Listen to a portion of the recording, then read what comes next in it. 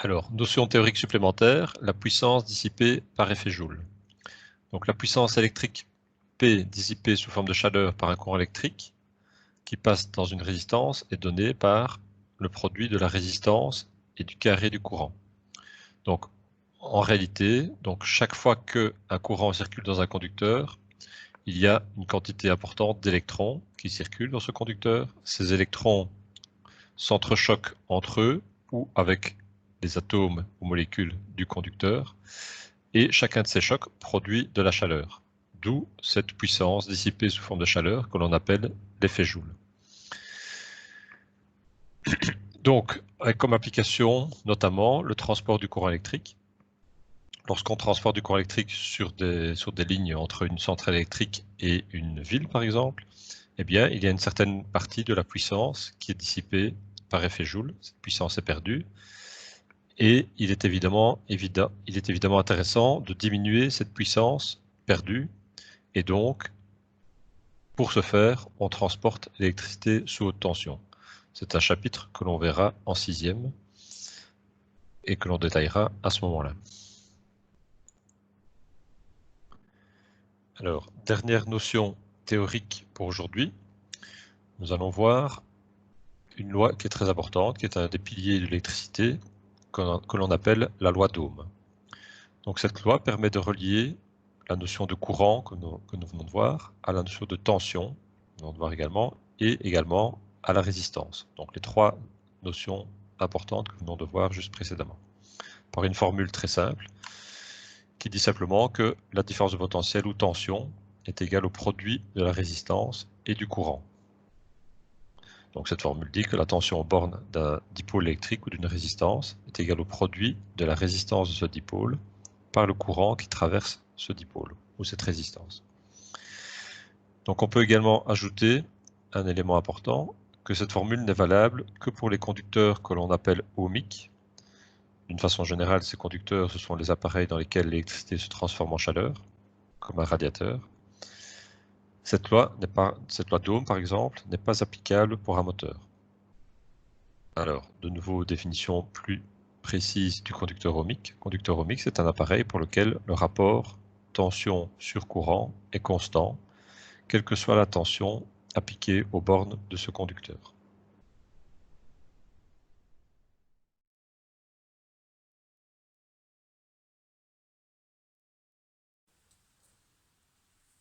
Donc, pour la résolution de ce premier exercice, dans lequel nous avons une résistance traversée par un courant de 0,4 A, une différence de potentiel aux bornes de la résistance de 10 volts, on demande la valeur de la résistance, et d'un autre côté, la puissance dissipée par cette résistance par effet Joule. Donc, nous allons reprendre d'abord les données. Donc, une résistance parcourue par un courant de 0,4 ampères, une différence de potentiel à ces bornes de 10 volts, et comme inconnu, nous avons la valeur de la résistance et la puissance dissipée par effet Joule. Donc, un grand J ici pour la puissance dissipée par effet Joule. Donc, au niveau des formules, c'est assez simple. D'un côté, la loi d'Ohm, et nous aurons également besoin de la valeur de la formule de la puissance dissipée par effet Joule, c'est-à-dire RI carré. Donc pour la résolution de la première partie, nous utilisons la loi d'Ohm, nous isolons la résistance, puisque c'est ça que nous recherchons. Différence de potentiel ou tension de 10 volts sur un courant de 0,4 A, 25 ohms. Ensuite, pour la puissance dissipée par effet Joule,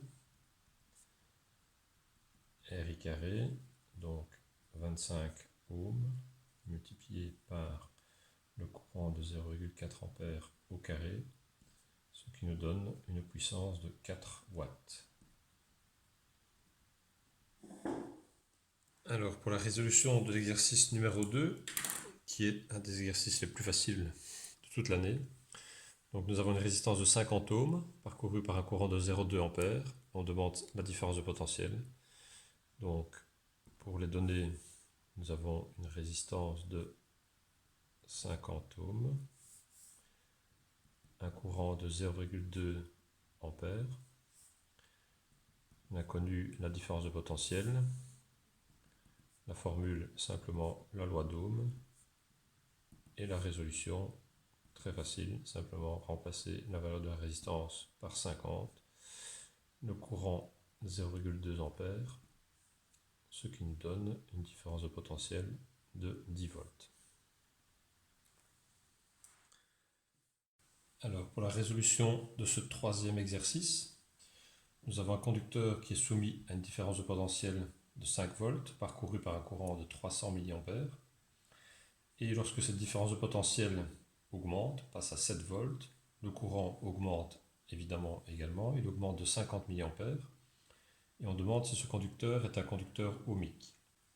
Alors pour rappel, un conducteur ohmique est un conducteur dont le rapport entre la tension et le courant est constant, quelle que soit la valeur de la différence de potentiel. Donc nous avons comme donnée une première différence de potentiel de 5 volts, un courant de 300 mA, et lorsque la différence de potentiel passe à 7 volts, le courant, lui, augmente de 50 mA, ce qui veut dire qu'il vaut en tout 350 mA.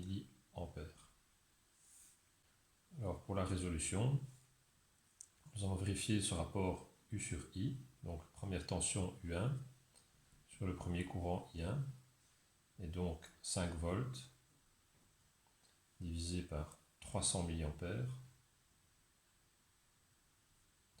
ce qui revient à 5 volts sur 0,3 A, autrement dit 16,7 ohms. Nous calculons maintenant ce même rapport avec les deux autres valeurs, U2 et I2. 7 volts sur 350 mA, ce qui fait 7 sur 0,35, c'est-à-dire 20 ohms. Ces deux valeurs sont évidemment différentes, et donc on en conclut que ce conducteur n'est pas ohmique.